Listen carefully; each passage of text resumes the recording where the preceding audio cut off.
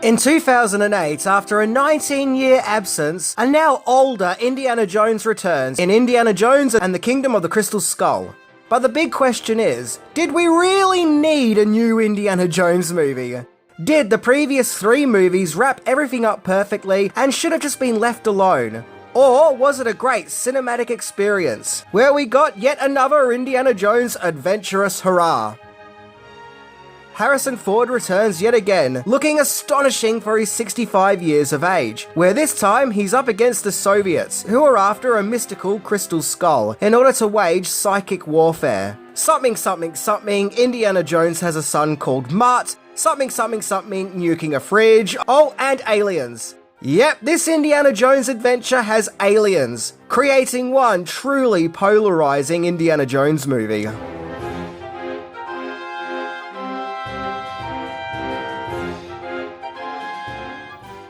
So today we're going to explore Indiana Jones and the Kingdom of the Crystal Skull, to see if after all this time, if the movie might actually be some lost treasure, or if in fact it really is just a fossilized turd. So 10 things, let's do this!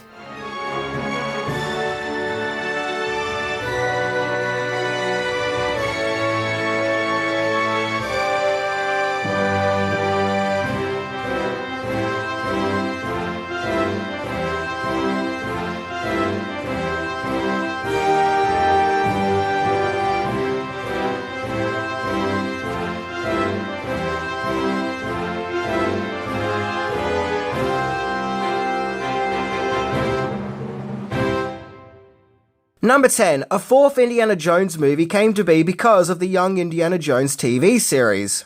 You ain't nothing but a hound dog. When Steven Spielberg and George Lucas made the very first Indiana Jones movie, Raiders of the Lost Ark, they actually had a contract with Paramount Pictures to make 5 Indiana Jones films. However, after filming the 3rd movie, the truly brilliant Indiana Jones and the Last Crusade, it just felt like a natural progression that the Indiana Jones cinematic adventures had wrapped up. George Lucas wanted to keep the Indy franchise going by some capacity, and due to the popular response to seeing young Indiana Jones at the start of The Last Crusade, there was an idea to make a series about young Indiana Jones, with River Phoenix reprising his role of the younger Indy. However, sadly, Phoenix passed away, but the series still went forward with the Young Indiana Jones Chronicles, which debuted in 1992. Now, in an episode called Young Indiana Jones and the Mystery of the Blues, Harrison Ford himself made a guest appearance, reprising his iconic character, where he played an older version of Indiana Jones in the year 1950. This was actually a pivotal plot point in the development of Kingdom of the Crystal Skull, as this got the gears turning in Georgie Porgy's mind, where he envisioned an Indiana Jones movie with an older Jones, living in the 1950s. And unlike the previous 3 movies, which were homages to 1930s adventure matinee serials, this one was going to be a homage to 1950s B monster movies, of which in that era of cinema, we would see movies of UFOs, ghastly creatures from beyond our comprehension, along with a growing fear of the atomic age, with the Cold War being at the heart of the tension. Lucas took his idea to Spielberg and Ford, and, well, to be blunt, they pretty much hated it, and were like, no Georgie, that sounds terrible. But Georgie, bless his cotton socks and love for plaid shirts, soldiered on to create this new Indiana Jones movie of the nuclear age, with aliens. Number 9, Independence Day derailed the movie's production. So during the 90s and early 2000s, Lucas would have scripts written up for a potential new Indiana Jones movie. And wow, there are actually tons of scripts, so many it could almost be its own video. Now the very first script goes all the way back to 1993, 15 years before the movie's eventual release, and just 4 years after the release of The Last Crusade.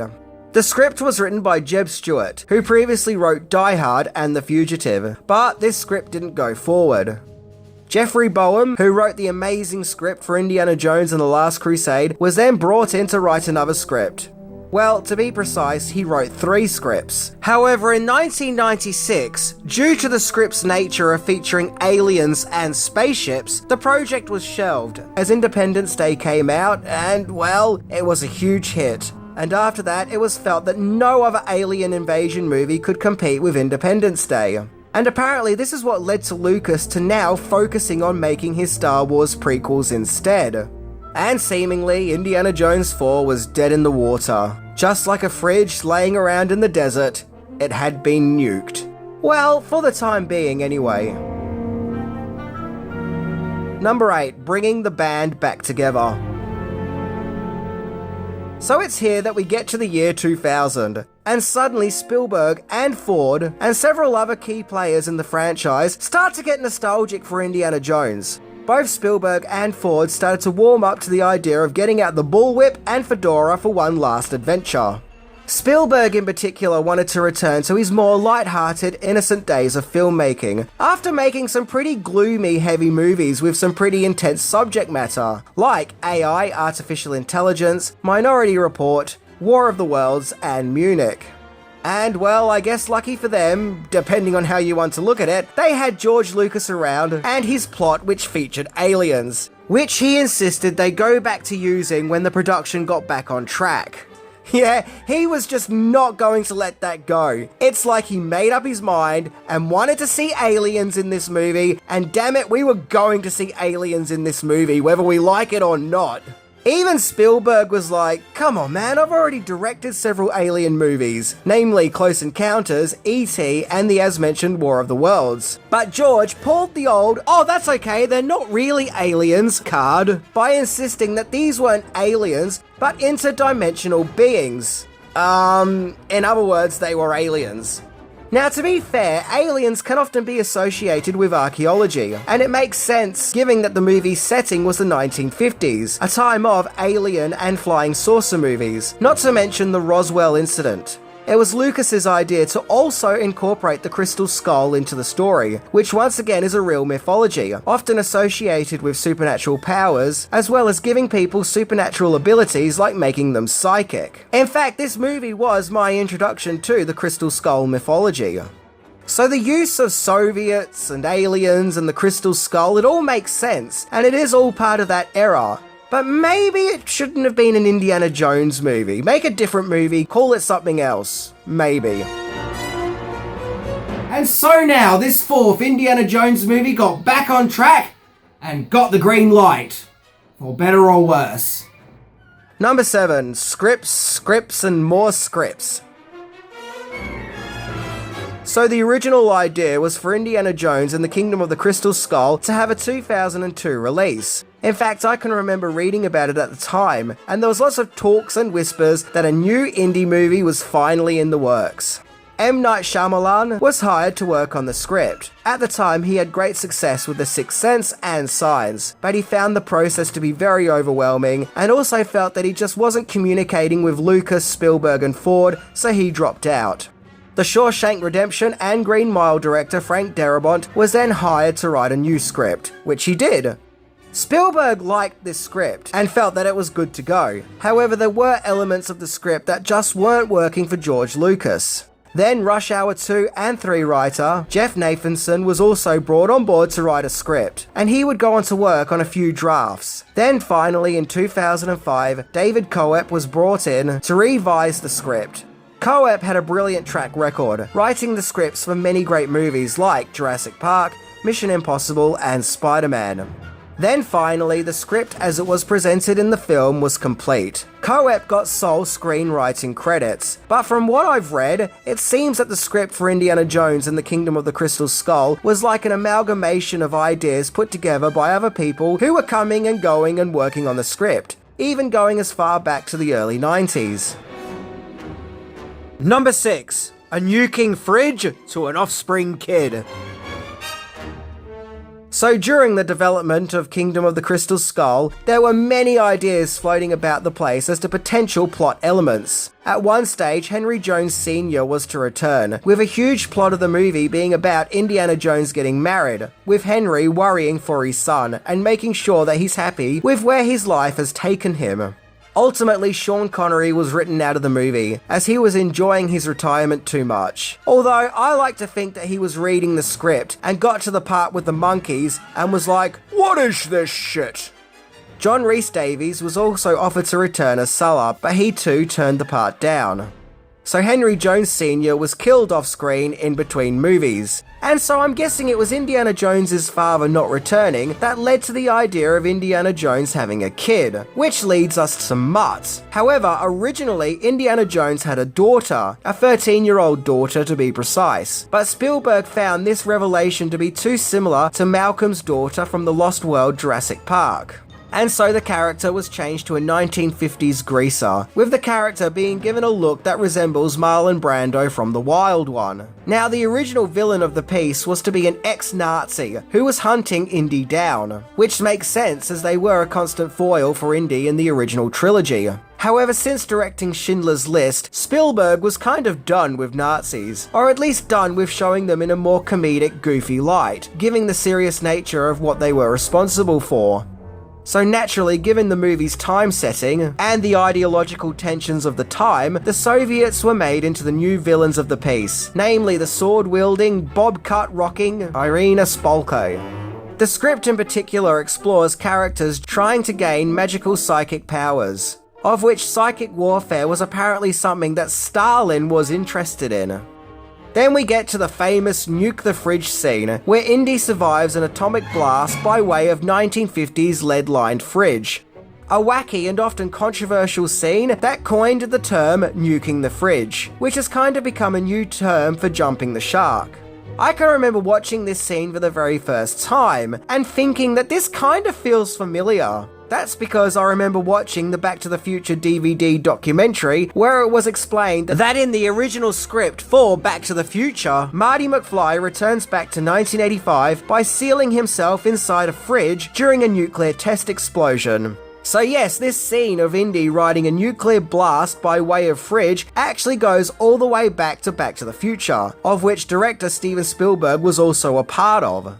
Who knows, maybe he just really liked that idea of a fridge being nuked, I don't know.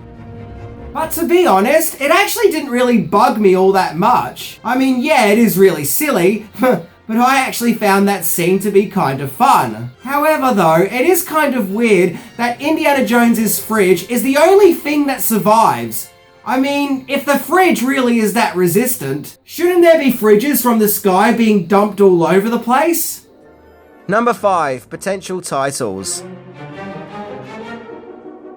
I can remember that as with the titles of the Star Wars prequels, everyone was just aching to know what was the title of this new Indiana Jones movie.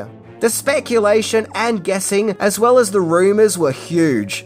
Now, during the many different early scripts for Kingdom of the Crystal Skull, the movie went through several potential titles, including Indiana Jones and the City of Gods, Indiana Jones and the Atomic Ants, okay, Indiana Jones and the Destroyer of Worlds, and Indiana Jones and Son of Indiana Jones. Yeah, I'm not kidding, at one stage that was a potential title.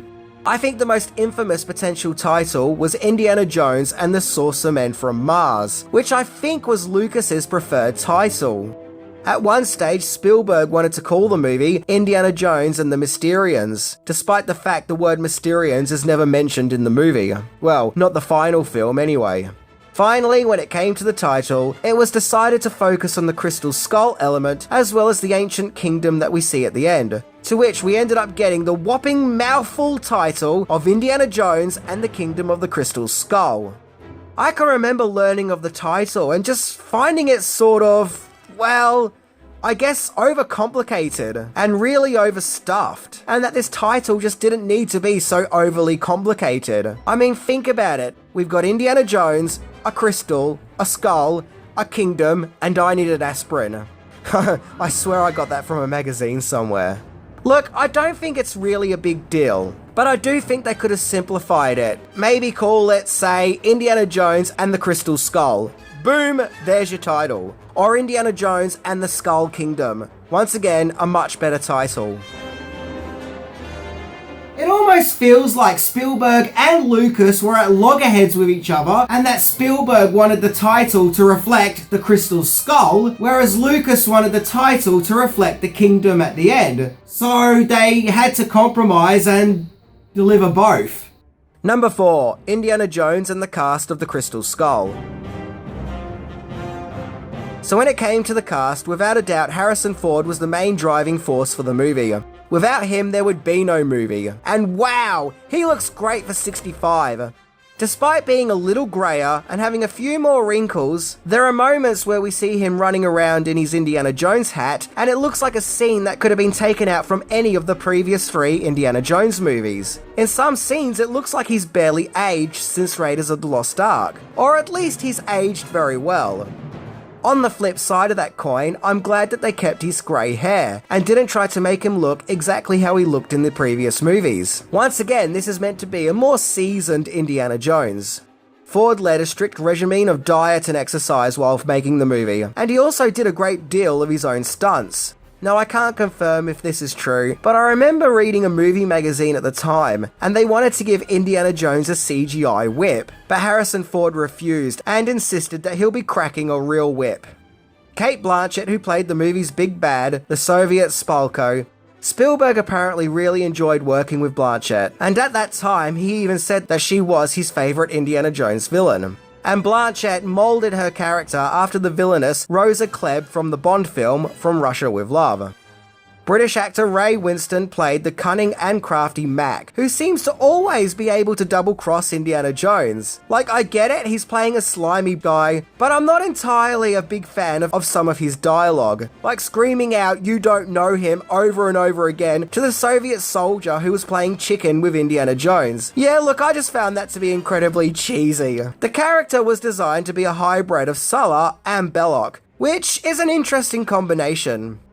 Jim Broadbent played Dean Stanforth, who is this movie's Marcus Brody equivalent. And John Hurt played Oxley, a character who has gone insane, and I have to be honest, I just love how in this movie, Hurt just comes across like he's having the time of his life. Supposedly, before Ray Winstone and John Hurt agreed to star in the movie, they wanted to read the script, of which the scripts had to be sent by couriers, who then had to stay and wait while the scripts were being read, and then leave with the scripts. They were not to be left behind. Yeah, very tight security surrounding the Crystal Skull. Karen Allen returns as Marion Ravenwood, who starred alongside Ford in the very first Indy movie, Raiders of the Lost Ark. Now, she apparently first showed up in Frank Darabont's script, but it would also make sense that Spielberg would want the character to come back, as he always had a soft spot for the character. And apparently Karen Allen didn't know that she'll be starring in the movie until just before the shoot was to take place. And finally, there's Shia LaBeouf as Mutt, aka the son of Indiana Jones. At that time, LaBeouf was starring in the Transformers movies. Yep, several years before he started wearing bags on his head. So I'm guessing he had a contract with Paramount. Now, a lot of people give LaBeouf a lot of flack for his performance as Mutt, but just like Hayden Christensen in the Star Wars prequels, I feel like a lot of the criticism is a bit unjust, and that he does the best with the script, and is trying to inject humour and fun into his performance. I don't know, I also get the feeling that LaBeouf gets a lot of criticism simply because he's Shia LaBeouf. I mean, I'm not saying he delivers a flawless performance. Sure, there are issues, but I do still find him to be lots of fun. That, and there's a rumour that Shia LaBeouf punched out Tom Hardy, so I really don't want to get into his bad books. Number 3. The CGI-less movie we were promised. Indiana Jones and the Kingdom of the Crystal Skull was filmed all over the place, with locations including New Mexico, New Haven, Connecticut, Hawaii, and Fresno, California, as well as sound stages in Los Angeles, making Kingdom of the Crystal Skull the first indie movie not to be filmed in England. Now, while the movie was being filmed, something we kept hearing from the production was how Kingdom of the Crystal Skull was going to use practical effects and physical stunts, and that it wasn't just going to be a CGI cluster, and that it was actually going to resemble the previous 3 movies. At this time, there was a lot of retaliation for the amount of CGI used in the Star Wars prequels, so I think these statements were a retaliation for all of that. However, I can remember watching Kingdom of the Crystal Skull for the first time with the assumption that this wasn't going to use sloppy CGI. And I remember while watching the movie just thinking, what happened? As it did use incredibly distracting CGI. I mean, the very first thing we see in the movie is a cartoony looking CGI gopher, looking like something from a Shrek movie. In fact, we kept going back to these gophers, suggesting that someone in the production felt the gophers were just a hilarious joke, so we were going to have to keep showing them. Even the chase scene in the jungle to me looks really animated, especially when you compare it to the desert chase scene in Raiders of the Lost Ark. But to me, the greatest sin in the movie is when Shia LaBeouf magically becomes king of the monkeys and starts swinging on jungle vines like Tarzan along with his army of CGI monkeys. Now everyone bitches about the nuking the fridge scene, but to me, the nuking the fridge scene is Citizen Kane compared to this cringy CGI monkey fest. I can remember it as clear as day, watching the movie for the first time, and the scene where Shia LaBeouf becomes Tarzan, king of the CGI monkeys, is when I let out a huge sigh, and that the reality kicked in that this was not going to be a great film. You know what I mean? This scene was the reality check, the gut punch, so to speak. You know how the angry video game nerd always says, what were they thinking? Well, I literally had a what were they thinking moment while I was watching this madness before me, with my mind literally screaming out, what were they thinking? Oh, look, at the end of the day, you've just got to laugh, haven't you? Number 2, the second highest grossing movie of 2008.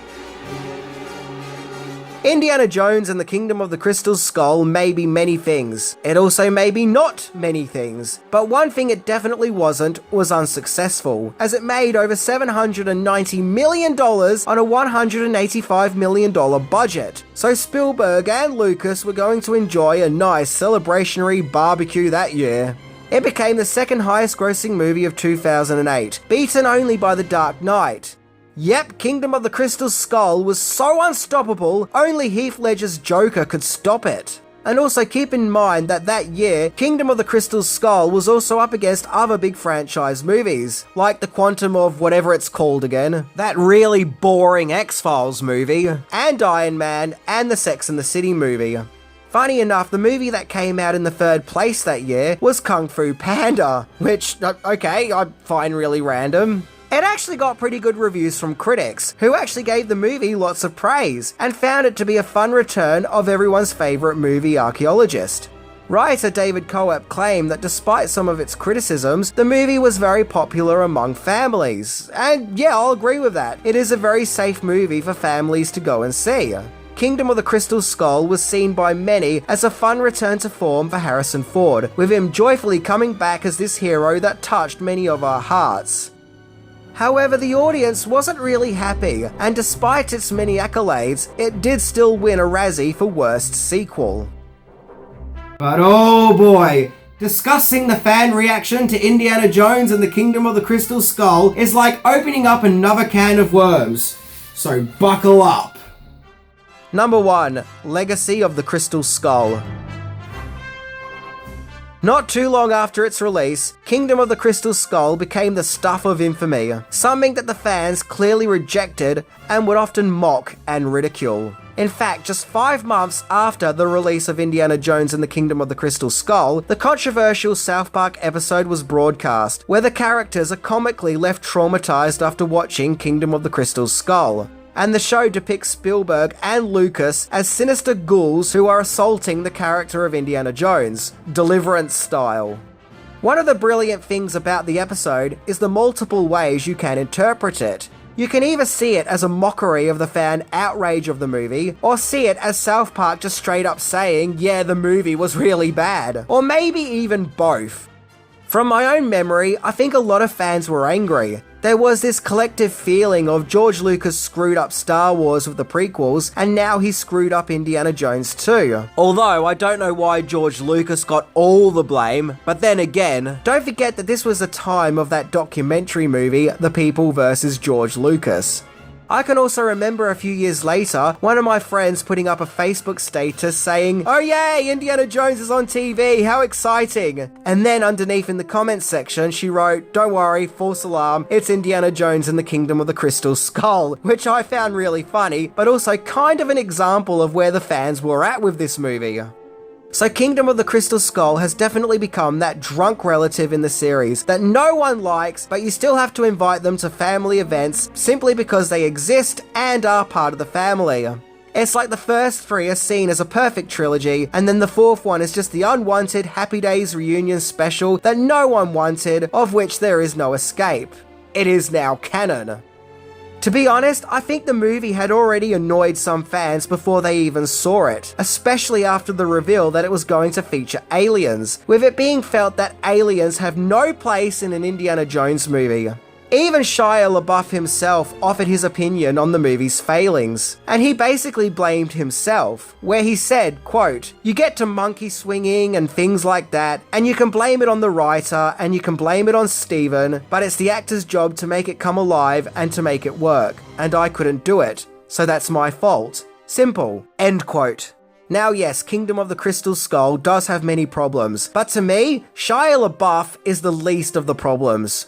So what do I think of Kingdom of the Crystal Skull in general? Well, I reckon it does have some good bits. I like the bike riding action at the start, and the iconic reveal of Indiana Jones. That kind of imagery just screams Spielberg, as well as the nuclear explosion. It kind of gives me goosebumps, as it shows that Indy is out of his element, as he is now in the nuclear age. And say what you want to say about Kingdom of the Crystal Skull, God knows I have, it does wrap everything up pretty conclusively, and gives Indy a satisfying fairy tale ending. And in general, it was great seeing Harrison Ford as Indiana Jones once again, looking as healthier as ever. And the movie does at least feel like an Indiana Jones movie. But that said, there are some creative choices that just take me out of the movie.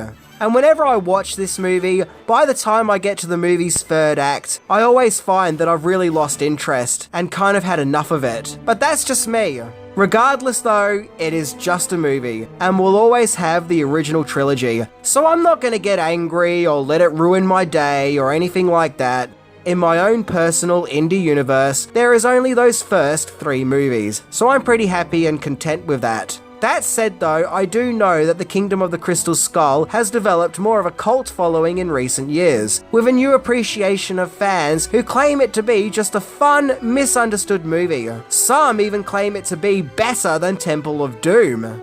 And that's absolutely fine. In fact, I'm glad that the movie is giving some people enjoyment. So if you do love this movie, then rock on. I'm not going to argue it or try to spoil that love away from you. But personally, although there are some moments that I do really like, holistically, it's just not enough to save the movie for me. Look, we'll always have the original Indiana Jones trilogy, and that'll always be worth celebrating. But Kingdom of the Crystal Skull just didn't really do it for me. But I don't think it's an awful movie. Once again, it does have what I consider to be magical moments. But as a movie in general, it doesn't exactly wow me either. And look, it does have some scenes that make me question the movie's creative process. Anyway, I'm Minty, and all said and done, Kingdom of the Crystal Skull is still probably going to be better than the upcoming installment, Indiana Jones and the Dickheads of Disney. See ya!